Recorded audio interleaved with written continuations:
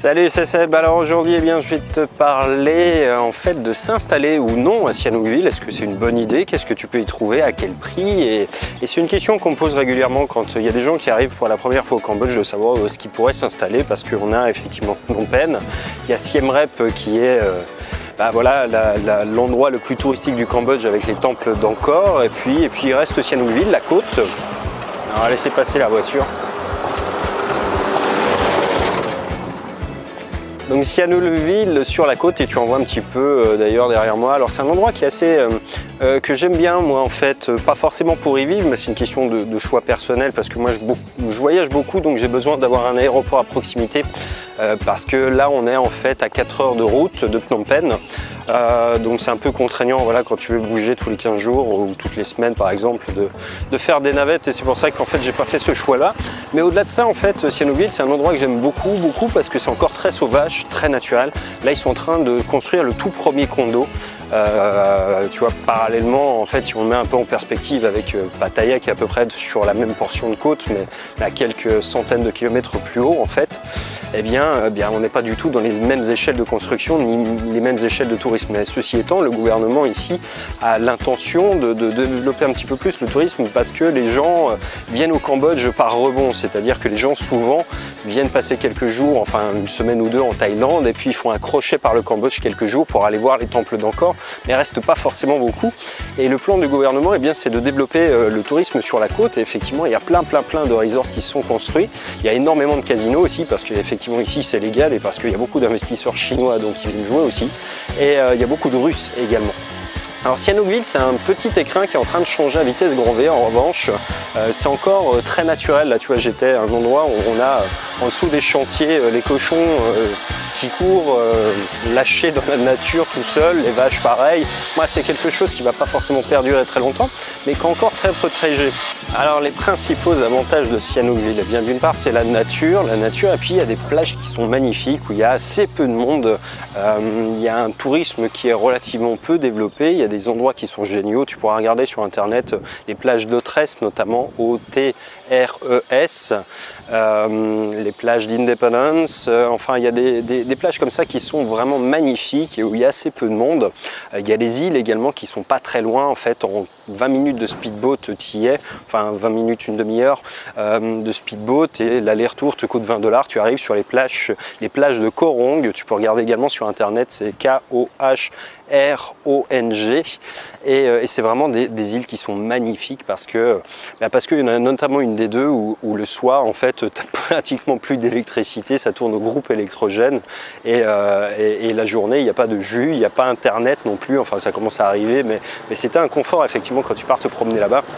Tu pars 2-3 jours et tu es vraiment coupé du monde. C'est vraiment quelque chose qui est absolument reposant et dont on a pratiquement perdu l'habitude, quoi. Parce que même quand on est off, on a toujours un smartphone dans la poche, un truc qui sonne, un truc qui tilte. Bref, c'est vraiment un endroit qui est super pour ça. Et ici, effectivement, comme tu le vois, c'est encore assez vert. Il y a beaucoup de choses qui se construisent, mais en réalité, la ville, elle pousse assez vite. Je crois qu'on est à peu près à 100 000 habitants maintenant, et c'est une partie vraiment qui se développe très vite. Et il y a encore assez peu de gros projets. Donc c'est vrai que ça reste intéressant d'habiter ici, d'autant que les logements sont pas chers du tout. Il y a beaucoup de retraités ici, en fait. Il y a beaucoup de retraités français également. Il y a beaucoup de Russes, comme je le disais. Et puis voilà, je crois que c'est les principales communautés qui sont là. Après, il y a d'autres nationalités évidemment, mais c'est pas forcément celles qu'on voit le plus. Alors, en revanche, eh bien après pour manger, eh bien tu as beaucoup d'offres de restaurants qui sont adaptés à ça. C'est-à-dire les commerces locaux, Khmer, se sont mis à faire de la bouffe western, enfin ce qu'on a des plats western, c'est-à-dire des trucs avec voilà, de la purée, des frites, etc. Enfin des choses qui sont plus adaptées aux étrangers, et du coup tu as une offre qui est vraiment pas chère en fait. Ici tu trouves des restaurants qui vont te prendre 2,50 $ pour manger, donc c'est vraiment ridiculement faible, et ça explique qu'il y a beaucoup de gens qui soient des retraités avec des petits moyens qui soient installés ici en fait. Alors s'installer à Sihanouk, effectivement c'est une idée qui est tout à fait possible, qui est même intéressante. Moi je l'ai envisagé à un moment, mais effectivement c'était beaucoup trop loin pour l'aéroport. Je pense qu'à moyen terme ils vont rouvrir un aéroport ici, il y en a un petit, mais il n'y a que des liaisons internes et je pense qu'à terme ils vont ouvrir quelque chose qui accueillera des avions un peu plus gros. Ça fera bondir le tourisme, mais pas forcément très vite, enfin pas d'ici à moins de 5 ans à mon sens.